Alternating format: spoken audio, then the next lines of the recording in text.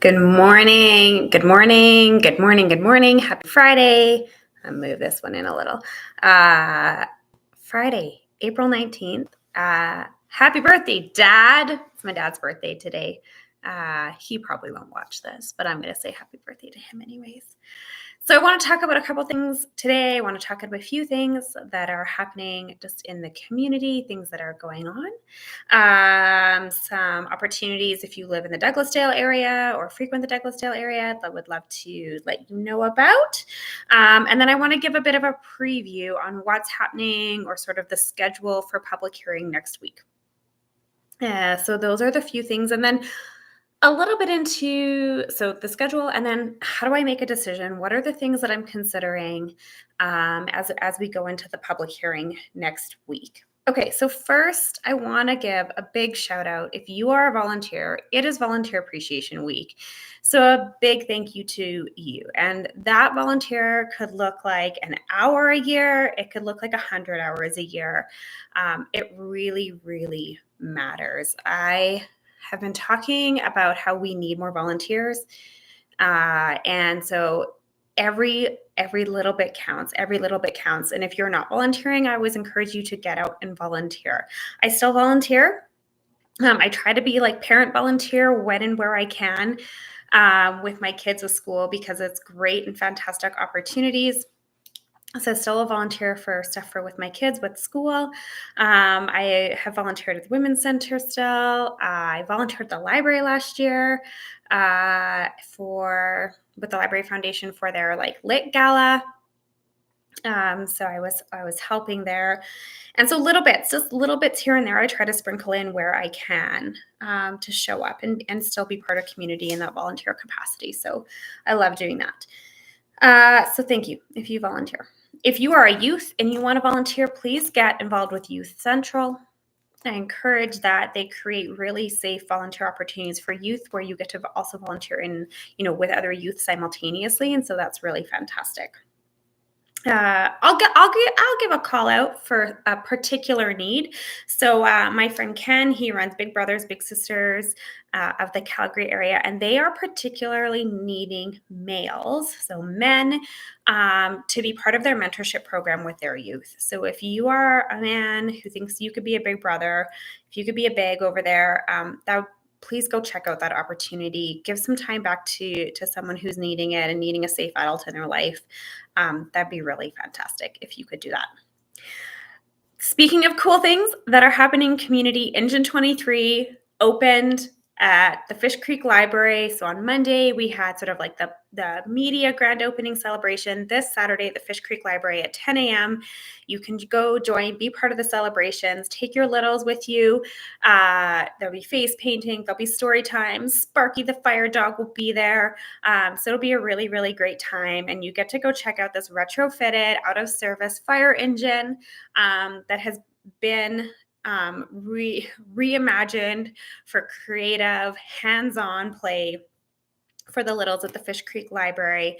A really, really fantastic story, totally donor funded through the Library Foundation and the connection of literacy. And so we know that literacy is social. There is social literacy, there's emotional literacy, there's physical literacy. So that's really about how you engage with things. And of course, to sit on a fire engine and read a book if you want to. How cool is that? So shout out to the Library Foundation for that work that they did there. I'm still making it through my coffee this morning. This is one of my favorite mugs. I got it in Seattle. I have okay, this is the interjection. I've been talking every week, trying to tell a little bit about me. I love hand-thrown mugs. I have an amazing collection of hand-thrown mugs from both local artists and artists abroad. So if I were to travel, I would always look for a local, something local to remind me of that. Friends, when I have a couple of friends who know know of it. So I have mugs from 2 local potters, actually 3 local potters who I'm going to give a shout out to in this. So M Ceramics, I believe she's in Cedarbrae actually. So she has great stuff. There's a lady named Leanne. She has ceramic, and then another lady named Sonia, who has a company called Cumulus Clay, and she's in Cedarbrae, and she's in Cedarbrae too. And so some great potters here in Ward 11. There's also my friend Mary is a potter here in Ward 11. There's actually amazing potters. There's a bit of a potters, I don't think it's called a guild, but a potters group. And they do a sale every year. It's coming up. We'll make sure I post about it because you should go. And I think it's at the Arc this year in Acadia, or maybe it's at Fairview. I don't remember where it is. Anyways, I love hand-thrown mugs. I love hand-painted mugs. They are think every morning, what mug do I want to use? And I have mugs just for coffee and mugs just for tea. So a little bit about me. Currently, my favorite coffee crush is Monogram. And so I buy beans and grind my own beans at home. So that's a little bit about me. We can all love coffee together. And I love tea too, but I love coffee. Okay. So I've talked about Fish Creek. I've talked about volunteer appreciation. If you are in the Douglasdale area, there is the Douglasdale Park Habitat Management. So we'll drop that link definitely onto Facebook. Basically, and I can find one for the Instagram too. They are looking, basically where Douglasdale connects to the river, they're looking to talk about that and to talk about what residents are needing and seeking. So you could be like, there needs to be more garbage cans. We've definitely heard that. There needs to be more garbage cans. So those are the things that they're looking for and seeking in the Park Habitat Management Program for Douglasdale. So you might want to check that out. Okay, we're going to do the pivot and we're going to talk about public hearing next week. So we have the package. The package is online. There's over 5,000 public submissions there. So I have been making my way through it. I obviously have a lot of reading to do this weekend. So in the in-between times, between parenting, my kids might get some extra screen time this weekend so I can get through my screen time of reading packages. But that's okay. We're going to still get outside and do cool things. So doing that, I've gone through the What We Heard report. So just getting in all of that reading. There are currently over 600 people signed up to speak. So what that means from a timing perspective is we will be definitely, if all 600 people come and if more people sign up, we will be going through until Saturday. So we're going to start at 9:30 in the morning every day. We take a lunch break. We'll likely shorten our lunch breaks probably to an hour just to keep things moving. We'll take a small afternoon break at 3:15. Again, we may shorten it. We typically do half an hour. We may shorten it to 15 minutes and then a dinner break from 6 to 7:15, likely again to shorten it, as we want to be moving people through because we know that people's time. So if you have been given a panel number, I'm going to do a bit of a predictive when you might be speaking based on the number of panels. I'll be working on that and posting it in the day, or probably tomorrow or the next day, probably Sunday. So there are 600. So we will be going through till Saturday. If we do not finish on Saturday, we have to take a break on Sunday, and that's because of our clerks team. So our clerks team, they need to take a break too. So they obviously have work legislation. Counselors don't have work legislation, but our administrative staff has work legislation. And so then we would come back on the Monday, I think. So a little bit of juggling that needs to happen. But the goal would be to finish by Saturday night. That being said, we respect that people want to come and speak to this. So we also are taking a break on Thursday afternoon. Calgary Planning Commission needs to run because of, and they need clerks as well. And so clerks can't be in 2 places at once. So we'll take us a break Thursday afternoon. But then as soon as Planning Commission is done, we'll give our clerks a short break and then we'll resume council. So just know that behind the scenes of all the things that are happening, there are teams who are supporting the efficacy of the meeting, who are making sure it's running, who are updating panelists, who are signing new people up to speak. All of that is happening in the back end, and they do such a fantastic job. You can watch council live, you can put it on the background, you can listen to other people speak. That's a really important part of the process too, is listening to all sides of the conversation. So you can go back and forth on that. And so we'll put the link to watch it. We'll be sharing it out regularly across platforms, so you can tune in when you have an opportunity to listen. As we get closer to asking questions of administration in the debate of council, I can fire off some notes and some updates there as well, so that you can tune in. So I'll make sure my team's supporting me with that as well, so that just so you can tune in. So where are we at in the process? So we have over 5,000 public submissions, plus a number of emails that have come in. We have 600 people coming to speak. And so we are evaluating this decision before us.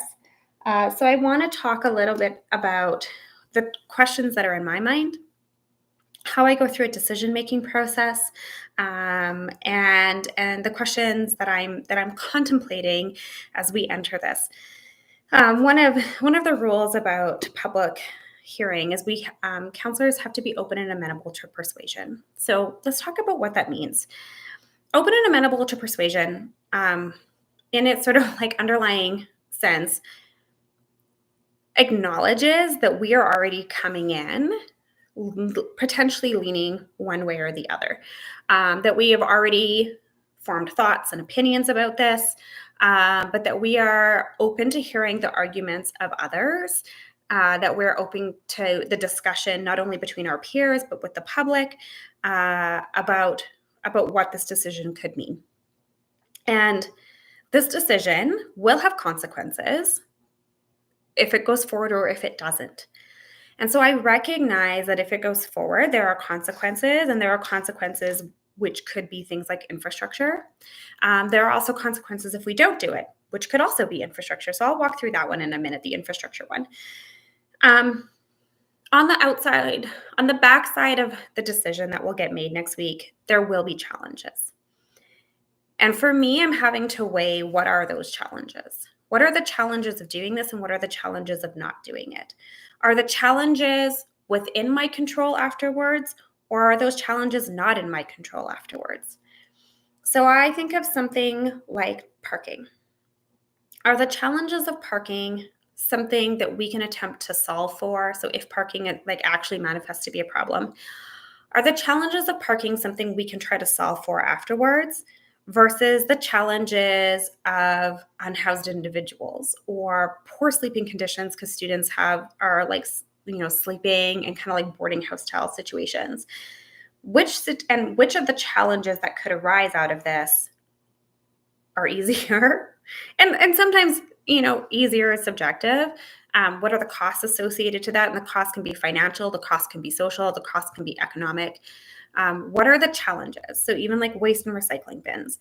I would argue that waste and recycling bins and people putting them away appropriately is already a challenge that we have in a city, regardless of the number of units that are on. So I look at my home, my street, or my alley where my bins are.